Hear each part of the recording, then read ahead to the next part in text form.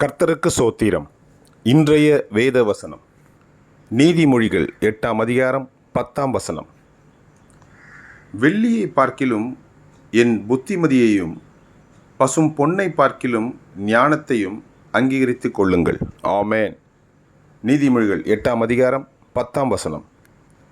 வெள்ளியை பார்க்கிலும் என் புத்திமதியையும் பசும் பொன்னை பார்க்கிலும் ஞானத்தையும் அங்கீகரித்து கொள்ளுங்கள். ஆமேன். நீதிமொழிகள் 8:10. கர்த்தர் உங்களை ஆசீர்வதிப்பாராக, உங்களோடு கூட இருப்பாராக. ஆமேன்.